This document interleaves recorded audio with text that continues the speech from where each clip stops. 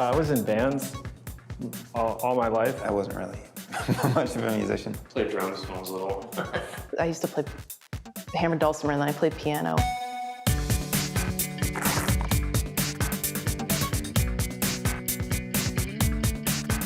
I was in a band with my friend in high school that we called Opus. I was in a band called Hiroshima Nagasaki. It was just us two, just taking turns singing songs by ourselves. And then I was in a band called Ivy Labs and another band called Make a Rising. I was in a couple bands with other really good songwriters. Another band called Kudu Kudu Pa. Pat and I tried to start a band with Zombie. Somebody and Penn and I had a band called Bloody Burbanks We were called Bloody Burbanks. that never performed. We had like 3 songs. Well, we recorded a couple songs That were pretty good, I thought, but that no one will ever hear. it didn't go anywhere. I had an alter ego on MySpace named Johnny Marcus. I was planning on creating like a fake boy band for a while. So we're trying to create a boy band. I want to run away, pack my bags and leave. I have no other options, have to do what I believe. I have to run away, pack my bags and go. Don't know where I'm heading to, just know I need to go. One life, one mistake. Why won't you let me forget my mistake? One life, I paid the price. Why won't you let me get back to my life? In a new town with a new name, get a job at the liquor store, start a family, making money. Oh God, isn't this what my life is for? That's a #1 hit.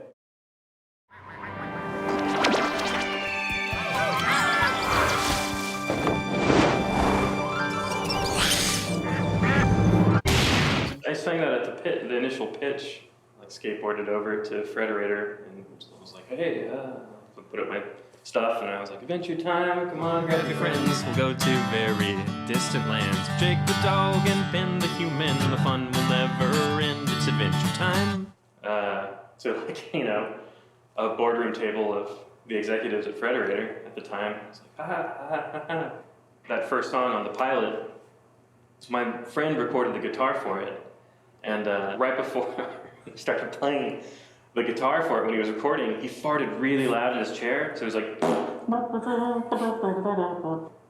It's adventure time. Come on, grab your friends. And I was like, ha. And we kept it in. And then I remember mixing the levels, and the engineer was like, there's a sound at the beginning. And I hadn't told anyone. And I think it was like a guitar, like sort of like just up strum. And so I raised it up. I made, because you couldn't really hear it, so I raised it up, and I was like... But still, you guys re-recorded that song a bunch of times, right? Yeah, I recorded it on a bad microphone in the animatics bay, and you can actually hear Derek Dryman typing on the keyboard while Jake's walking in that opening sequence. We'll go to very distant lands. Because we were just sitting there, and I was recording it scratch, singing and playing the ukulele. And that was the version that I liked the most, and I thought it was cool that you can hear Derek typing. And I saw one kid complain about that. I've seen kids talk about it. Yeah, you can hear some clacking or something. Yeah. Yeah. We'll never end. It's adventure time. Sometimes we'll write an episode, it's pretty rare, specific to songwriting, and we'll want songs, but not everyone likes to write songs, and it's really up to the writers. Half the time, music is used for emotional reasons. Oh me, oh moi, oh fa la loy, everyone sing my song of joy. And then the other half is like for atmospheric reasons. Yeah. I think if you want to enhance like an emotion or you want to enhance a humor in a scene, sometimes a song is the best way to do it. Play Ben's favorite song. Okay. 3 baby spiders. What? 3 bitty No, not this song. If there's a montage, you need something to go over it. Working for the master, preventing a disaster, building giant robots from aluminum and plaster. Where like if the characters just have to travel somewhere. Come on, let's go to my house. Come on, let's go to my house. Something entertaining that's not just people talking about what's happening in the story.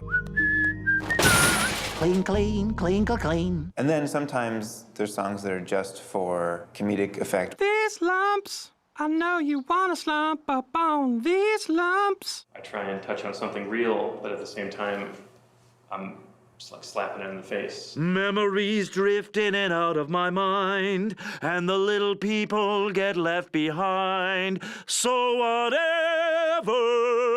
It's really intense and real, I think, but then you can slap it in the face and laugh about it. It's something that characters do when they sort of can't express themselves any other way. I know you just want to give your little girl the world, but daddy, I'm not just your little girl. To be in a position where something's sort of spilling out of them in the form of a song, it's like a chance to show that there's more going on that you sort of can't help but let out. I want to be here, but I don't want to rule the night sphere. With Evicted, yeah, we just needed a song, a traveling song. I loved the song from Evicted. And Penn wrote a bunch of lyrics. It was the first song we wrote. It was Finn and Jake set out to find a new home. It's gonna be tough for a kid and a dog on their Penn recorded it just with vocals. So I put guitar on there and sang it, altered some of the lyrics. Here's a little house, now Finn's sticking his foot in. That's a bad idea, dude, cause now that bird thinks you're a jerk, Finn. Now they're chilling on the side of a hill, and they're thinking that a club would be totally thrilling. Everyone agreed that Pat's version was the best. And Pat sounds really nice and normal. And Pat refused to let us use that one. I was like, I don't want to use that. And so then maybe Penn belted it out. I was like trying to sing it with all that I had. But when I sing like that, it sounds really like fake energy guy. Finn and Jake! And that one was like really loud and like in your face. Set out to find a new home! I was like, that's the one to use, of course, you know. And I recorded a whole nother thing where I tried to sing it like, Finn and Jake set out to find, and I sounded like a nice, normal person. And I was like, yeah, let's use that one. And Derek was like, nope, we should use the other one. Big shell, go inside, look around, it seems all right. Frog jumps out, and Bob's a tiger, throwing down potions for food and fire. That's how it goes. And that was the first song, but that's how I just come off 90s emo, which I'm not comfortable with. 1, 2, 3, 4. Baking pancakes, making bacon pancakes. Take some bacon and I'll put it in a pancake. Bacon pancakes I wrote really fast. And I thought, oh man, this is the one where everyone is gonna know that I am just so hacky. Like this is no one's gonna tolerate this. This thing's like 7 seconds long. It's like nothing. It's like a non-thing. Making pancakes, making bacon pancakes. Take some bacon and I'll put it in a pancake. Bacon pancakes, that's what it's gonna make. Bacon pancakes. And then it became a thing. I'm sort of kind of amazed. Bacon pancakes, that's what it's gonna make. Bacon pancakes. All right, just you guys.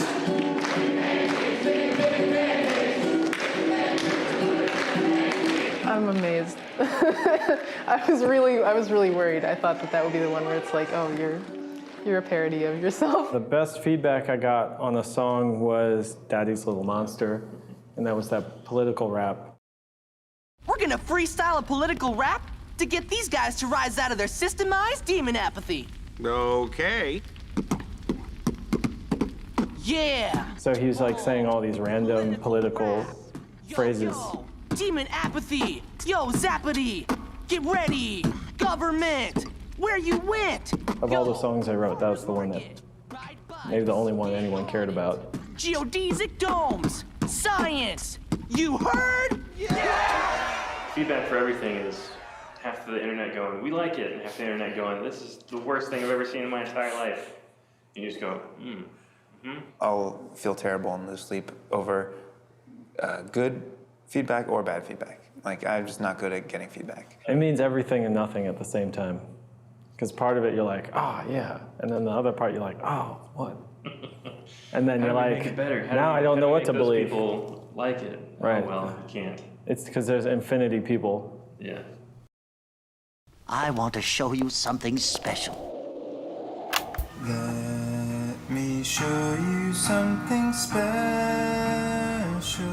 Well, the song is Something Special from Princess Monster Wife. I was trying to write a duet for the Ice King and his newly created Princess Monster Wife, where he took all the pieces of various princesses and created this wife for himself. But I recorded it with like the Ice King's voice and then a falsetto voice for like the female part. There is so much beauty in this land of lies.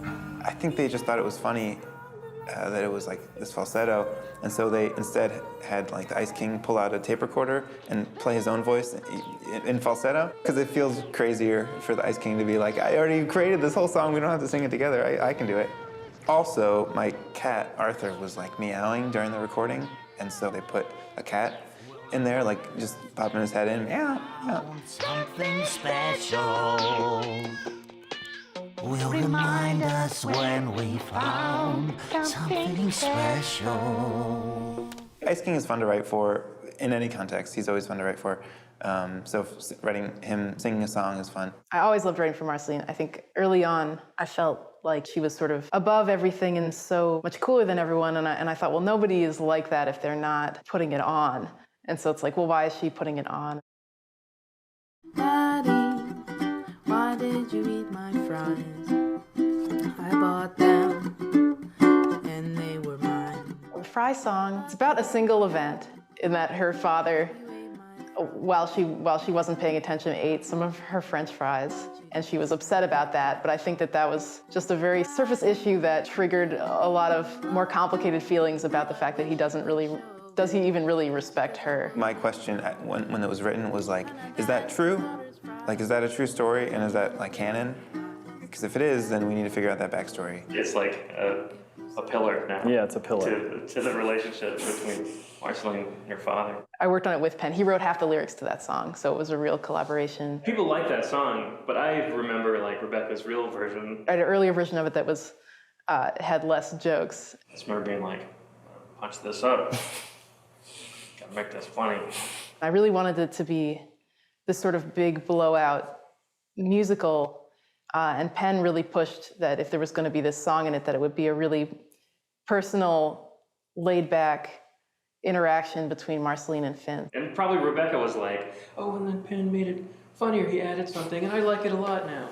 It's embarrassing. I had it really off. It was very off show. But I think probably her original thing was way the best. I made it really Broadway, and that was wrong. There was one line in it about a burger and shake, and so he was like, well, we'll go the fast food direction. So you're saying that it would have been a masterpiece, yeah, but it's lost forever and no one will ever see it. The whole thing had been heavy, so it sort of starts really light and it becomes really heavy, which I thought was great, and I think it really gave me a lot of insight into how the show is supposed to feel and how it has that balance of being really light on its surface and being really heavy underneath, which is my favorite thing about Adventure Time. What kind of dad eats his daughter's fries and doesn't look her in the eyes? Daddy, there were tears there. If you saw them, would you even care? Working with Penn let me know that's okay to sort of just have fun and fall back on what you know. Doesn't matter what Rebecca does, it's beautiful and amazing. It was my first episode, so I didn't know what people were going to think. It struck a chord. I don't know, like people still do drawings of Hudson stealing her fries and stuff. People really responded to it. I was kind of blown away. Everyone's got problems with their dad. Not me, I like my dad. Hello journal, it's me. It's been a while since we talked about my life and stuff. That song I wrote for Marceline in Marceline's closet, I was trying to write something that wouldn't end and that kept moving. Oh wait, I don't have friends. I was basing it on some contemporary classical music. So I don't think it matches any of the guys I was trying to emulate, you know? But it was my attempt at doing something that was totally not commercial on a mainstream cartoon. What do you think about anything? How can anyone relate to me? Olivia thought it was cool when she was singing it. Yeah, it was fun to sit in the studio with her and like talk her through it. It was hilarious, sitting there and directing her and stuff and listening back and trying to match all the notes, and it's like, you know, it just keeps going, and it's like totally not appealing. Let's start with my feelings about my friends. Oh wait, I don't have friends. Dream of Love, which is in the episode Dream of Love.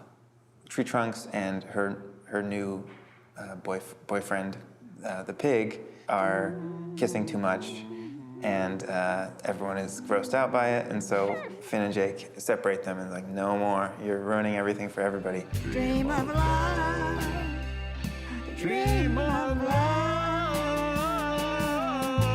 it's only a dream. It seemed like the right way to do it was like to really make it overly emotional and sincere all the way through. You know, in my head, when it's Dolly Parton and Meatloaf singing, like, it's like, oh yeah, this is gonna sound really good. And then you're just like, oh, it's not going to. Well, you know, when I record my demo, it's like, I don't sound as good as Dolly Parton and Meatloaf. Dream of love, is it really over? Can I overcome these tears? I dread the voice actors hearing the songs that I wrote. I just wanna help y'all as much as I can. Y'all keep showing me your goblin hands. Because they're all pros, you know, and they can actually sing. So I've given them demos where I can't sing very good. When I became king, I didn't think y'all'd show me your ears. But I'll accept my boring fate and shed this tear. And they're like, who sang this? Not in a good way. Not like, oh, who sang this? They're like, oh, who sang this? Marceline, is it just you and me in the wreckage of the world? That must be so confusing for a little girl. Remember You. It's a note that Ice King, as Simon, was writing to Marceline, but she never got it. She's reading lyrics that he's written. It's technically this letter. And I know you're going to need me here with you. But I'm losing myself and I'm afraid you're going to lose me too. Oh yeah, keep it going. This magic keeps me alive, but it's making me crazy. We'd always wanted to do a Marceline Ice King musical, and Penn really took it to that super emotional place. He was the one that came up with the idea of them having this shared history, and then we really took it from there. Because I was like, he plays the drums, and she can sing, they can play music together. That was all I really wanted at first. Look! Marceline, I can feel myself slipping away. I can't remember what it made me say. Somehow music can transcend memory loss. And so can your feelings about people. Like they're just like really, really jamming on the drums, and he's really proud of this thing that they're making, even though he doesn't really know what it is, and that she gets to have all the catharsis of knowing that he really cares about her in the form of this song. And seeing him happy is simultaneously the best and the most difficult part. Well, I was really glad that people liked the songs, and I was really glad that I saw that it meant a lot to it meant a lot to people that had been through that, and that meant the most to me. Whatever I do when I don't remember you. Da-da, da-da, da-da, da-da. Music is definitely important to Adventure Time. You could go 100% into poetry and not back off at all. You could go there and it would still be, not only would it still be Adventure Time, it would be the ultimate version of Adventure Time. Adventure Time is a vessel for poetry.